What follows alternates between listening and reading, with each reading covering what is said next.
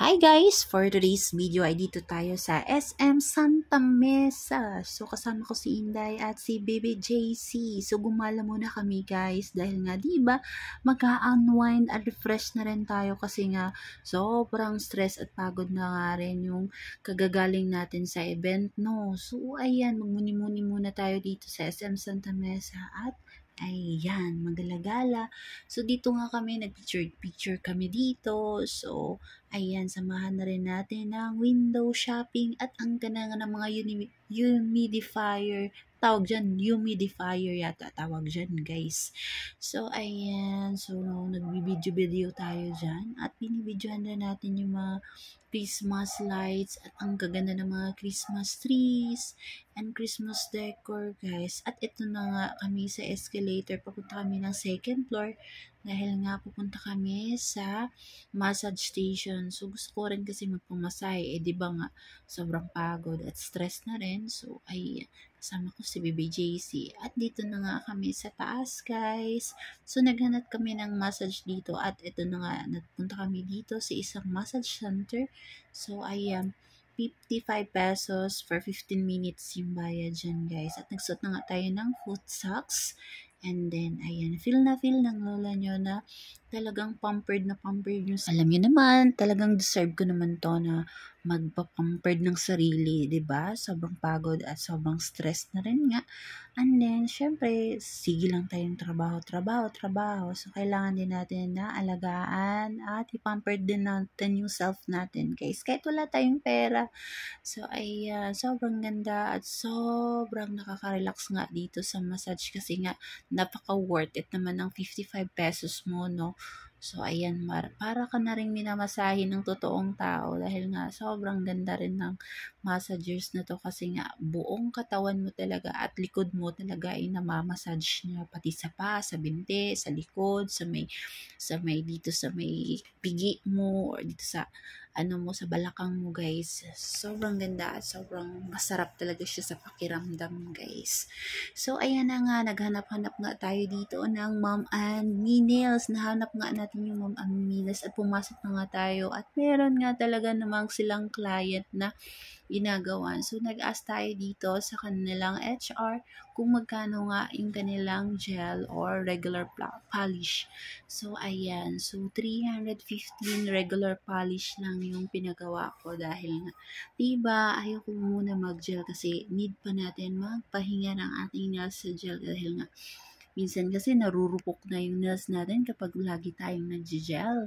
So, ayan na nga, meron ng vacant at inaantay na at naglalagay pa nga daw siya ng mask dahil nga sabi niya ay talaga namang kailangan siyang sumuot ng kanyang PPE. So, ayan, sobrang ganda rin ng ambience at ang cute ng kanilang team. Pink na pink, guys. At talagang favorite color ko naman talaga itong pink.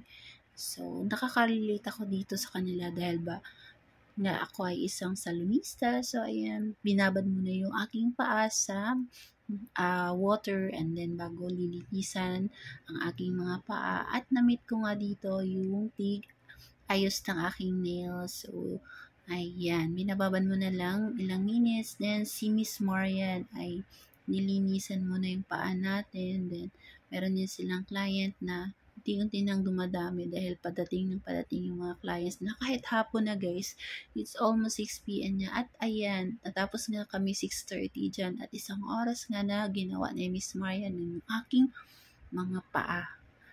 Nag-pedicure siya at naglinis siya. So, ayan, sobrang ganda rin nga naman dito sa Santa Mesa yung kanilang mga salons. So, ayan. So, pagkatapos ay pumunta kami dito sa ramen, QQ. So, meron silang 99 pesos may ramen ka na. Sobrang sarap talaga ng ramen nila.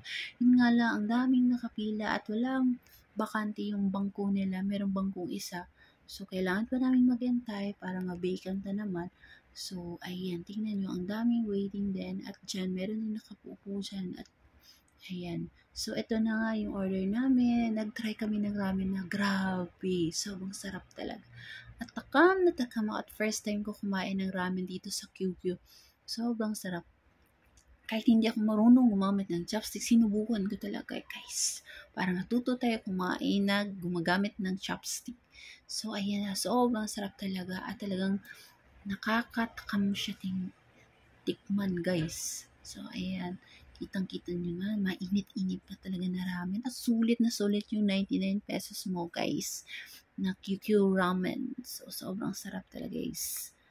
So, ayan, kitang-kita mo. Sobrang sarap naman talaga, guys.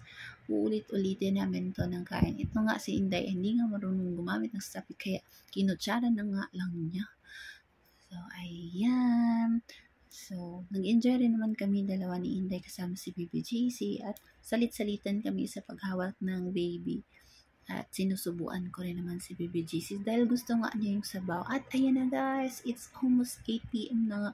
So nag-aabang nga kami dito ng aming masasakyan. At ayan, sobrang ganda nga naman dito sa labas. At sobrang ganda ng mga Christmas decor dito. At tuwang-tuwa nga ng anak ko at medyo inaantok na rin si Baby JC. At ayan, sumakay na nga kami ng tricycle pa uwi sa bahay. Anyway, sana nag-enjoy kayo sa aking mga vlogs and see you again, and sana i-supportahan nyo pa rin ako at i-follow and subscribe my YouTube channel. Maraming salamat po sa suporta and God bless you all. At ayan, abutan na nga kami ng traffic. Okay guys, thank you for watching and see you in my next vlog, and God bless you all and bye-bye.